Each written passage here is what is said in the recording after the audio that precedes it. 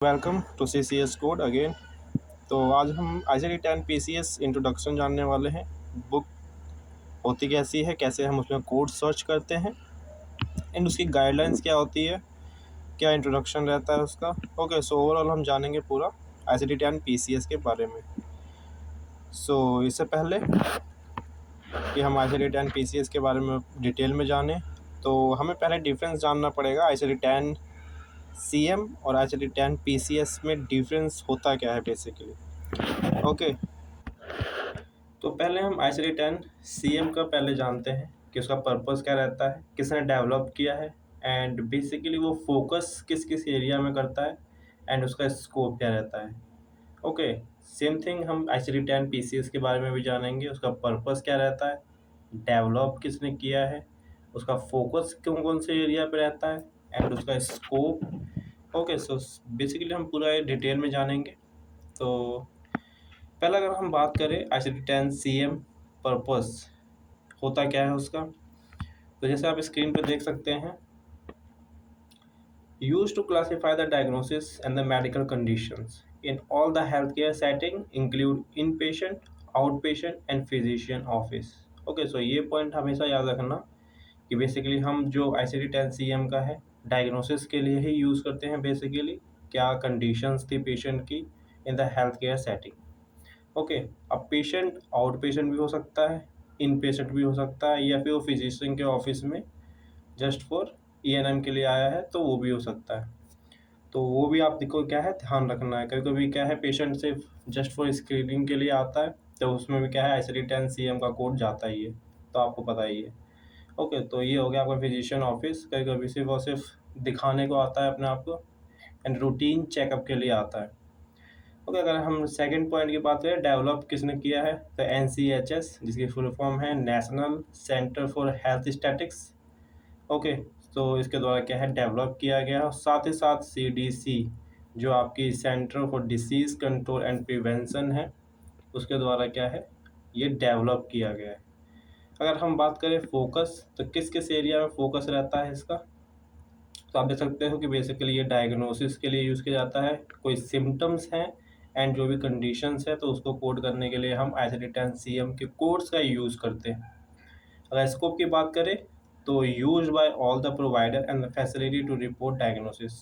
तो वही है सिर्फ बेसिकली जो डायग्नोसिस है उसको उसी के लिए क्या है हम कोड यूज़ करते हैं। तो अगर हम बात करें तो जैसे आप पहले भी जानते हैं कि मिनिमम 3 अल्फ़ा न्यूमेरिक कोड जो है उसके अंदर मस्ट है कि होना चाहिए एंड उसके बाद फिर धीरे धीरे कैरेक्टर जो है बढ़ता जाता है एंड अप टू 7 तक जाता है। ओके, तो सेम एज ICD-10 PCS में बात करें तो उसका पर्पस होता क्या है, जैसा आप स्क्रीन पे देख सकते हैं इसका पर्पस क्या है, use to classify procedure. Okay, तो ये पॉइंट याद रखना हमेशा, हम सिर्फ और सिर्फ प्रोसीजर क्या क्या परफॉर्म हो रहा है only in the in patient. Okay, हम आउट पेशेंट की इसमें बात करते ही नहीं है क्योंकि बेसिकली ICD-10 PCS जो है इन पेशेंट कोडिंग के लिए ही यूज़ किया जाता है एंड हॉस्पिटल सेटिंग्स के लिए यूज़ किया जाता है। ओके, जो पेशेंट लॉन्ग टर्म स्टे करता है हॉस्पिटल के अंदर उसी में हम ICD-10 PCS का यूज़ करते हैं। ठीक है, आउट पेशेंट में कभी हम यूज़ नहीं करते। अगर हम बात करें डेवलप किसने किया है तो CMS centre for Medicare and Medicaid service. Okay, इसके द्वारा डेवलप किया गया है। अगर हम फोकस की बात करें तो procedure surgery and other intervention perform in the hospital setting, मैंने आपको पहले बताया था। बेसिकली ये हमारा जो CCS है वो सर्जरी कोडिंग के लिए यूज़ किया जाता है। ओके, एंड स्कोप की बात करें तो primarily use by the hospitals and in patient facility, same thing है। ओके, तो हमेशा 2 पॉइंट याद रखना, हॉस्पिटल सेटिंग के लिए यूज़ किया जाता है एंड इन पेशेंट फैसिलिटी के लिए यूज़ किया जाता है। अगर हम इसमें बात करें तो टोटल 7 अल्फा न्यूमेरिकल जो है इसमें यूज़ किए जाते हैं to make a one code. Okay, तो 7 कैरेक्टर्स होंगे इसके अंदर तब जाके एक कोड बनता है। इसमें मिनिमम मैक्सिमम कुछ नहीं है, टोटल 7 अल्फा न्यूमेरिक नंबर्स हैं जो यूज़ किए जाते हैं to make the code. Okay, चलिए हम आगे बढ़ते हैं। हम तो बेसिकली हम बात करें कि कौन ICD-10 PCS को कंट्रोल करता है, तो बहुत सारी गवर्नमेंट बॉडीज़ हैं, तो उनमें से कुछ ये हैं जो मैंने आप स्क्रीन पे देख सकते हैं आप। ओके, कुछ कॉर्पोरेट बॉडी है, CMS तो करती ही है आपका, मेंटेन एंड डेवलप किया जाता है उसके द्वारा। AHA है, AHIMA, CMS and the NCHS। Okay, तो इन सब के बारे में भी क्या है क्वेश्चंस इंटरव्यू में पूछे जाते हैं, एज वेल एज द आप जब पेपर दीजिएगा तो उसमें भी पूछे जाएंगे, तो ये चीज़ें आप याद रखना। ओके, तो देख सकते हैं जैसे कंपोनेंट ऑफ ICD 10 PCS का है क्या क्या। ओके, तो ये सब हम जानेंगे। तो पहले ही बताया आपको कि 7 कैरेक्टर का एक कोड होता है। ओके, तो ये PCS जो कोड्स हैं वो कंपोज होते हैं 7 कैरेक्टर्स का। ओके, और हर एक कैरेक्टर की क्या है खुद अपनी एक स्पेसिफिक इंफॉर्मेशन देता है, प्रोसीजर जो परफॉर्म हो रहा है in the in patient setting. Okay, तो इस चीज़ के बारे में क्या है हर एक इन्फॉर्मेशन देता है। तो इसमें अगर एक पॉइंट आपको याद रखने वाली बात है तो आप देख सकते हैं, जैसे मैंने हाईलाइट कर रखा है कि except I and O. Okay, हम ये यूज़ नहीं करते हैं, उसकी उसके प्लेस पे हम क्या यूज़ करते हैं 1 एंड 0। ओके, तो कभी कभी इंटरव्यू में पूछ लेता है कि हम कौन से अल्फ़ा न्यूमेरिक कोड जो है यूज़ नहीं करते, कैरेक्टर्स यूज़ नहीं करते, तो आपका आंसर होना चाहिए कि हम आई और ओ यूज़ नहीं करते just because of it clash with the 1 and 0। Okay, तो उसके प्लेस पे हम 1 और 0 ही यूज़ करते हैं, आई और ओ को हम नेगलेक्ट करते हैं। ओके, तो ये सबसे मोस्ट इम्पॉर्टेंट थिंग है, जब आप कोड करिएगा तो उस टाइम आपको ध्यान रखना है। ओके, तो जैसे आप देख सकते हैं टोटल 7 कैरेक्टर है। Character 1, character 2, character 3, character 4, character 5, character 6 and character 7। Okay, तो हर एक अपना जो कैरेक्टर है उनकी खुद की एक वैल्यू होती है। ओके, जो जैसे देख सकते हैं कैरेक्टर 1 जो है that is a section. Okay, जिसे हम सेक्शन बोलते हैं, तो बहुत सारे हैं, मेडिकल एंड सर्जिकल है, रिहेबिलिटेशन है, एंड बहुत सारे सर्जिकल हैं, सेक्शंस हैं इसके अंदर, मैं वो आपको डिटेल में बताऊंगा। सेकंड है बॉडी सिस्टम। तो बॉडी सिस्टम आप जानते ही हैं टोटल कितने बॉडी सिस्टम होते हैं, तो उसके अकॉर्डिंग क्या है हमने डिवाइड कर रखा है। थर्ड कैरेक्टर जो है आपका रूट ऑपरेशन, जो कि मोस्ट इम्पॉर्टेंट थिंग है। ओके, जो आपको हमेशा याद रखना है। ओके, हर एक रूट ऑपरेशन जो है एक डेफिनेशन होती है जो बताता है कि एक्चुअल में है क्या, वो कैरेक्टर क्या कहता है। ओके, तो उसके अकॉर्डिंग आपको चलना पड़ेगा। एंड मोस्ट इम्पॉर्टेंट कैरेक्टर भी है पूरे 7 कैरेक्टर में। अगर आपका ये गलत कैरेक्टर हो जाता है तो आपका ओवर पूरा कोड जो है वो गलत माना जाएगा। ओके, तो इस पर सबसे ज़्यादा इम्पोर्टेंट आपको ध्यान रखना है। फोर्थ कैरेक्टर की बात करें तो बॉडी पार्ट है। ओके, एंड फिफ्थ कैरेक्टर रहता है अप्रोच। कौन सा अप्रोच यूज़ कर रहे हैं आप, ओपन, कंटिन्यूस यूज़ कर रहे हैं, या फिर कौन कौन सा यूज़ कर रहे हैं, क्लोज यूज़ कर रहे हैं, तो बहुत सारे हैं। सिक्स कैरेक्टर की बात करें तो that is the device. Okay, कौन कौन सा आप डिवाइस यूज़ कर रहे हैं, जैसे कि पेसमेकर एक डिवाइस हो गया जो बॉडी के अंदर इंसर्ट करके छोड़ दिया था, that is the device. Okay, अगर पेशेंट पे लेप्रोस्कोपी प्रोसीजर यूज़ किया है एंड आफ्टर डैट लेप्रोस्कोपी हम रिमूव कर देते हैं, तो that is not the device. Okay, और बाकी और आगे जाके हम एग्जांपल जानेंगे इसके, तो ये चीज़ आपको ध्यान रखनी है। Okay, and the seventh character is qualifier. Okay, so ये भी इम्पॉर्टेंट है। जब आपका बायोप्सी किया जाएगा तो हमेशा क्वालिफायर जो है वो जेड यूज़ करता है। ओके, जब भी बायोप्सी होगी तो जेड यूज़ किया जाएगा। ओके, सो जेड नहीं एक्स यूज़ करते हैं, that is the okay. And जब कुछ नहीं होगा तो हम उसमें जेड यूज़ करते हैं। Okay, that is the zero value. Okay, so ये चीज़ आप याद रखना। बाकी आपको मैं आगे डिटेल में बताऊंगा कि बायोप्सी होगी तो हम क्या कैरेक्टर लेते हैं क्वालिफायर, एंड जब कुछ नहीं होगा तो हम क्या क्वालिफायर लेते हैं। चलिए अब एक एग्जांपल ले लेते हैं, और ये बहुत इम्पॉर्टेंट थिंग है, तो ध्यान से सुनिएगा कि इसमें है क्या एक्चुअली। ठीक है, तो यहाँ पे हमारे पास दो कोड है। First one is 0JHT3VZ। Okay, जो कि एक वैलिड कोड है। And the second code is 0JHW3V और Z, जो कि एक इनवैलिड कोड है। अब ये कैसे एक वैलिड कोड है और एक कैसे इनवैलिड कोड है उसको समझते हैं। ओके, तो स्टार्टिंग के 3 0J and H। Okay, 0 is the medical and surgical, J is the subcutaneous tissue and a fascia, and H is the insertion। Okay, तो 3 कैरेक्टर जो हैं वो सेम है दोनों में, तो इसमें कुछ डिफरेंस नहीं है। ओके, तो जो समझने वाली बात है that is the body part. Okay, and approach, device and qualifier, जो कि मोस्ट इम्पोर्टेंट है। सो आप इसमें देख सकते हैं कि इसको क्या है रो में डिवाइड किया गया है, ये जो आप लाइन देख रहे हैं। ओके, सो जब आप इसकी एक वैल्यू डालेंगे तो आपको इसके साथ वाली जो रो है ना, इसकी वैल्यू डालनी पड़ेगी। आप नीचे वाले वैल्यू में नहीं आ सकते। ओके, तो आपने अगर यहाँ से स्टार्ट कर दिया तो आपको इसी रो में आगे बढ़ना है।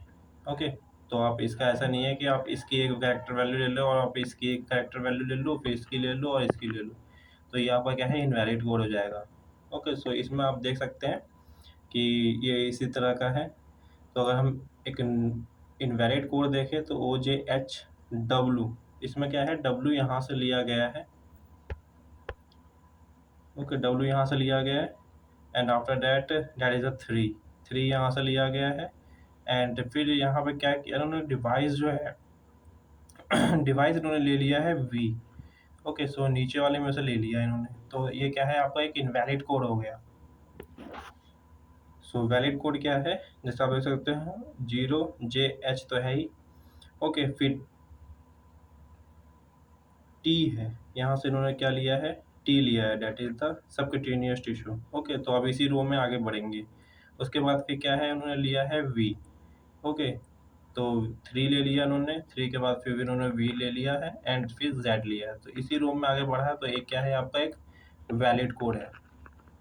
ओके, तो ये इस तरह से क्या है, वैलिड और नॉन वैलिड में अंतर है। तो आप ये चीज़ ध्यान रखना, ये बहुत से पर्सन जो है मिस्टेक करते हैं। सो टोटल 7 कैरेक्टर है।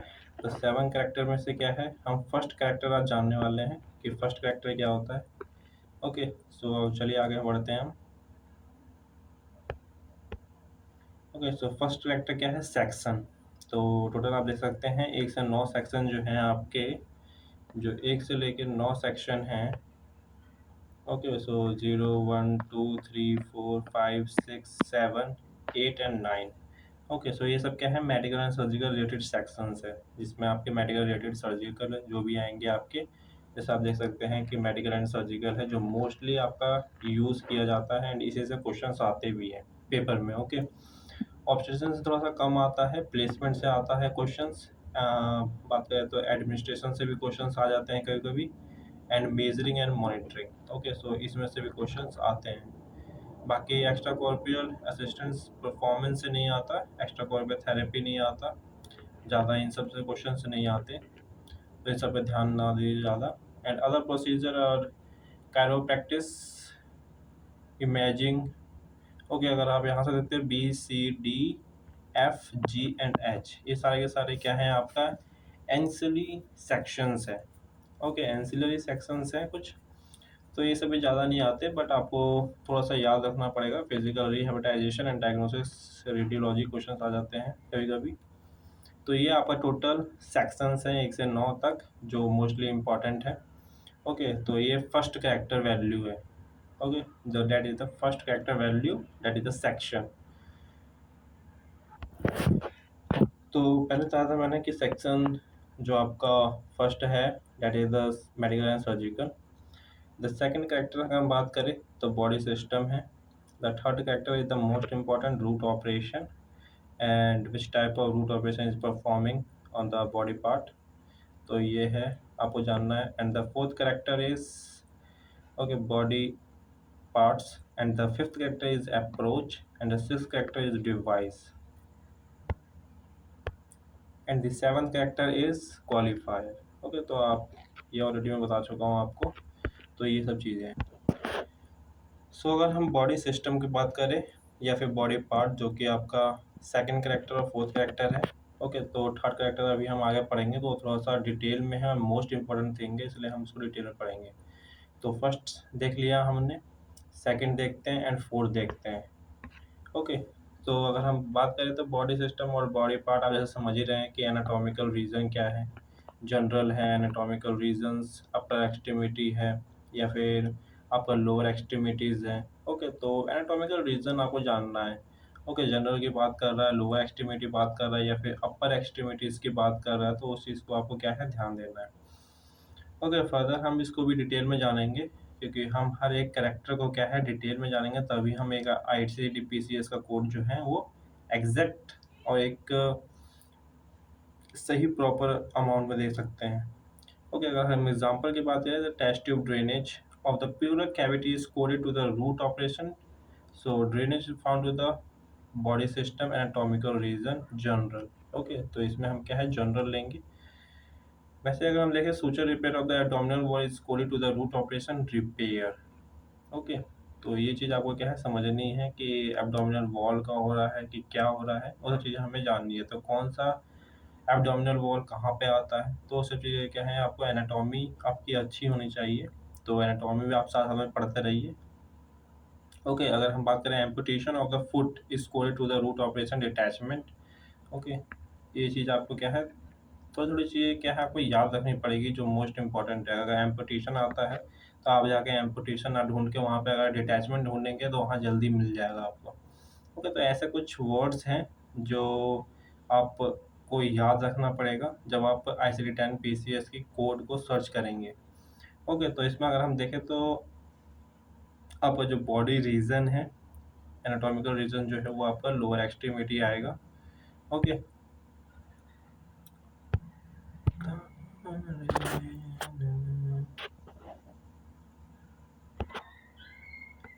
That is the lower extremities.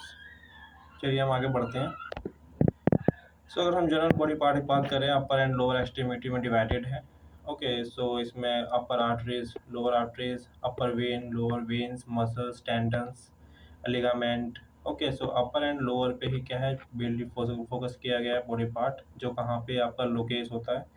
जब अगर हम बात करें तो डायफ्राग्राम से अगर ऊपर है अबव है तो that is the upper and अगर बिलो है डायफ्राग्राम से तो that is the below. Okay तो लोअर एक्सट्रीमिटीज हो जाएंगे वो. So that is the root operation. The third character value, the most important. मैं अभी ध्यान से बता दे रहा हूँ दोबारा से कि आपको इस चीज़ पे क्या है ज़्यादा फोकस करना है. ओके सो हमारे पास अगर हम बात करें तो उसको हमने टोटल 9 ग्रुप्स में क्या है इसको डिवाइड कर रखा है according to the their definition. Okay definition क्या कहता है तो अगर हम बात करें तो फर्स्ट रूट ऑपरेशन ग्रुप की तो टेकिंग आउट सम और all of the body part. Okay so समझिए अगर कुछ भी एक बॉडी पार्ट भी निकाला जा रहा है या फिर पूरा होल बॉडी पार्ट निकाला जा रहा है तब हम क्या है कौन कौन से यूज़ करेंगे root operation. That is the destruction detachment excision extraction and resection. Okay हर एक किसी की अपनी अपनी क्या है वैल्यू है. सो हर एक किसी की डेफिनेशन है तो डेफिनेशन के अकॉर्डिंग ही आपको उसके बारे में जानना है क्या कहता है एंड उसमें कौन कौन से इसकी गाइडलाइंस है उस चीज़ को इम्पैक्ट करते हुए एंड इम्प्लीमेंट करते हुए आपको कोड लगाना है. तो सेकंड ग्रुप की अगर हम बात करें तो taking out solid fluid gases from the body part. अगर बॉडी पार्ट में से कोई सॉलिड मटेरियल अगर हम आउट कर रहे हैं टेकिंग आउट कर रहे हैं फ्लूइड कर रहे हैं या फिर गैसेस कर रहे हैं तो ये 3 रूट ऑपरेशन ड्रेनेज एक्सटर्पेशन या फ्रेगमेंटेशन इन तीनों में से कोई चीज़ होगा. ओके तो ये चीज़ आप याद रखना कि सॉलिड फ्लूइड या गैसेस निकाला जा रहा है या फिर एक बॉडी पार्ट का एक हिस्सा निकाला जा रहा है या फिर पूरा बॉडी पार्ट ही निकाल दिया जा रहा है. ओके तो ये सब चीज़ों को भी यहाँ पे हम क्या है दो में हमने इसको डिवाइड कर रखा है. अब आगे और देखते हैं टोटल 9 ग्रुप्स हैं तो 2 तो ये हो गए. ओके सो थर्ड अगर हम ग्रुप की बात करें involving cutting and separation only. जैसा नाम से पता चल रहा है कि कोई चीज़ काट दी एंड कोई चीज़ क्या है सेपरेट कर दी अपने डिपार्टमेंट से तो that is the division and release. ये तो सिंपल है आप समझ सकते हैं. एंड फोर्थ अगर ग्रुप की बात करें तो पुटिंग इन एंड बैक और मूविंग सम और all the body part. Okay इससे पहले वाले में हम क्या कर रहे थे एक कटिंग कर रहे थे एंड टेकिंग आउट कर रहे थे. अब यहाँ पे क्या कर रहे हैं पुटिंग इन कर रहे हैं एंड पुटिंग बैक कर रहे हैं. तो इसमें हम क्या करेंगे reattachment repositioning transfer and the transplantation. Okay so ये कैरेक्टर वैल्यूज़ हैं. ओके तो इन सब की अपनी भी डेफिनेशन है और मैं आगे आपको फर्दर डिटेल में बता दूंगा एंड बुक भी आपको दिखा दूंगा कि एक्चुअल बुक होती कैसे है. मेरे पास बुक है उसकी मैं एक शॉर्ट वीडियो बना लूँगा. ओके कहाँ पे क्या क्या चीज़ प्रेजेंट रहती है वो भी चीज़ आपको क्या है एक्सप्लेन करता जाऊँगा साथ साथ में. अगर हम बात करें कि एक और ग्रुप है जिसमें हम एल्टरिंग डायमीटर और route of tubular body part अगर हम चेंज कर रहे हैं तो उसमें क्या होगा जैसे बाईपास हो गया डायलेशन हो गया ऑक्लूजन हो गया एंड रेस्ट्रिक्शन हो गया. ओके, तो ये कुछ 4 कैरेक्टर्स वैल्यू हैं रूट ऑपरेशन के, जो कि मोस्ट इम्पॉर्टेंट थिंग है। ओके, पेपर में आते भी है, तो ध्यान से रखिए। ओके, सो नेक्स्ट अगर हम बात करें ग्रुप की, तो always involve a device means that अगर कोई डिवाइस किसी प्रोसीजर में इन्वॉल्व है, तो आपको ऐसी बात है कि वो चेंज भी होगा। जैसे पेस मेकर है, ओके फॉर एग्जांपल, और भी बहुत सारे इंस्ट्रूमेंट होते हैं। अगर वो फिर इंसर्ट भी होगा, उसका हम रिमूवल भी करेंगे, रिप्लेसमेंट भी हो सकता है वो डिवाइस, एंड रिवीजन भी हो सकता है, एंड सप्लीमेंट भी हो सकता है। ओके, तो ये है। फॉर अदर ऑब्जेक्टिव अगर हम देखें तो अल्टरेशन एंड क्रिएशन है, ये भी एक रूट ऑपरेशन का एक ग्रुप है। एंड अगेन हम नेक्स्ट बात करें, इन्वॉल्विंग एग्जामिनेशन ओनली। ओके, तो बेसिकली अगर हम बात करें, कोई कोई पेशेंट क्या है, बहुत से दिन तक क्या है इन पेशेंट होके रहते हैं हॉस्पिटल के अंदर। तो उनमें क्या है कि हम further bar bar day by day inspection करते रहते हैं, मैपिंग करते रहते हैं। तो उस चीज़ में क्या है, ये हमारा जो रूट ऑपरेशन है वो यूज़ होता है, that is the inspection and mapping. Okay, तो ये छोटा सा टॉपिक है, ज़्यादा आता नहीं है, बट आपको समझना पड़ेगा कि एक्चुअल में है क्या ये। ओके, तो लास्ट अगर हम बात करें, involving other repairs, that is the control and repair. Okay, तो रिपेयर में आपका वही होगा, सूचर्स वगैरह लगा के रिपेयर कर रहा है, एंड कंट्रोल में कोई ब्लीडिंग वगैरह हो रही है तो उसको कंट्रोल किया जा रहा है by the use of this procedure. Okay, तो इसमें हम यूज़ किया जाता है। अगर हम फिफ्थ कैरेक्टर की बात करें, that is the approach. Okay, तो बहुत सारे अप्रोच हो सकते हैं। आप कोई प्रोसीजर परफॉर्म करने के लिए, या फिर आप प्रोसीजर को रीच करने के लिए किसी साइट पे कट लगाते हैं, है ना। ओके, इसको ओपन करते हैं, या फिर परक्यूटेनियसली एंटर करते हैं आप बाय द माइनर इंसिजन या मेजर इंसिजन। ओके, आप इंस्ट्रूमेंट को डालते हैं बॉडी के अंदर एंड विजुलाइज करते हैं। अगर हम बात करें तो परक्यूटेनियस एंडोस्कोप भी हो सकता है, एंड बाय नेचुरल और आर्टिफिशियल एंट्री हो सकती है। तो ये सब क्या है, कुछ अप्रोच है। तो ये ज़्यादा वैल्यू नहीं है इनकी, मतलब ये आप इजीली लगा सकते हो, ज़्यादा डिफिकल्ट है नहीं। ओके, सो मोस्ट डिफिकल्ट जो है वो आपका थर्ड कैरेक्टर है, that is the root operation. तो उस पर आपको ज़्यादा फोकस करना है। ये कुछ और हैं आपके approach, by natural and artificial opening endoscope. Okay, and the by natural and artificial opening with percutaneous. Okay, इसमें आपका एंडोस्कोप था, इसमें आपका परक्यूटेनियस एंडोस्कोप है। ओके, तो ऐसे माइनर माइनर डिफरेंस होते हैं, तो ये चीज़ आपको क्या है ध्यान रखना है। जब आप लगातार कोड सर्च करते जाएंगे तो आपको वो यूज टू हो जाएगा, डोंट वरी। एंड एक एक्सटर्नल अप्रोच भी होता है आपका। ओके, तो कभी कभी हम एक्सटर्नल अप्रोच में भी ज़्यादातर मोस्टली यूज़ किया जाता है। तो अगर हम सिक्स कैरेक्टर की बात करें, डेट इज़ डिवाइस। तो मैंने आपको पहले ही बताया, कोई प्रोसीजर अगर परफॉर्म हो रहा है एंड उसके दौरान क्या है, बॉडी के अंदर अगर इंस्ट्रूमेंट को छोड़ दिया जाता है, तब हम उसको डिवाइस मानेंगे। ओके, अदरवाइज डिवाइस नहीं मानेंगे उसको। तो देख सकते हैं, फोर बेसिक कैटेगरी है, that is the grafting and prosthesis होता है, या फिर इम्प्लांट होता है, तब हम क्या है उसको भी हम डिवाइस ही मानते हैं। कोई इम्प्लांट किया जा रहा है, या फिर कोई ग्राफ्टिंग वगैरह भी की जा रही है। ओके, एंड इलेक्ट्रॉनिक अप्लायंस हो गया, या फिर मैकेनिकल अप्लायंस अगर यूज़ किया जा रहा है तो उसको हम डिवाइस मानते हैं। इन्फ्यूज़न डिवाइस भी हो सकता है, कभी कभी ऑटोलोगस टिश्यू सब्स्टिट्यूट भी हम यूज़ करते हैं as a device. Extraluminal device हो सकता है, इंट्राल्यूमिनल डिवाइस हो सकता है, सिंथेटिक सब्स्टिट्यूट। आप अपनी बुक में जाके देखिएगा, ये सब यहाँ पे ज़्यादा समझ में नहीं आएगा, क्योंकि ये मैंने हर चीज़ जो है उसको टाइप करके लिख दी है। तो आप बुक में देखेंगे जाके, तो आपको मिल जाएगा ये टैबलेट लिस्ट में। Okay, so non autologous tissue substitute भी होता है, artificial sphincters, stimulator leads, other device और no device. Okay, mostly no device ही हम ज़्यादातर यूज़ करते हैं, जहाँ पे आपका ये सब की पॉइंट्स ना दिए हों। ओके, सो मैं आपको बेसिकली आगे बताऊंगा कुछ की पॉइंट्स कि क्या क्या क्वेश्चंस में मिलेगा जो आप यूज़ कर सकते हो एज अ डिवाइस और नॉट डिवाइस। ओके, तो एक पॉइंट हमेशा याद रखना कि must remain after procedure completed. वही चीज़ मैंने बताया कि जब आपका प्रोसीजर कंप्लीट हो जाएगा, उसके बाद वो बॉडी में इंसर्ट करके जो फिजिशियन है उनको छोड़ देना है, तब हम उसको क्या है डिवाइस मानेंगे, अदरवाइज नो डिवाइस हम हमेशा लगाएंगे। ओके, तो ये था ओवरऑल पूरा बुक, जिसमें पूरे कैरेक्टर्स के बारे में जाना हमने। एक लास्ट आपका रह गया है, दैट इज़ द क्वालिफायर। जो कि मैंने आपको पहले बताया था कि क्वालिफायर क्या है, दो ही हम यूज़ करते हैं, one is the x, one is the Z. Okay, तो कैसे इनका यूज़ क्या है वो सब हम जानेंगे आगे। तो आज के लिए बेसिकली इतना ही है। Thank you.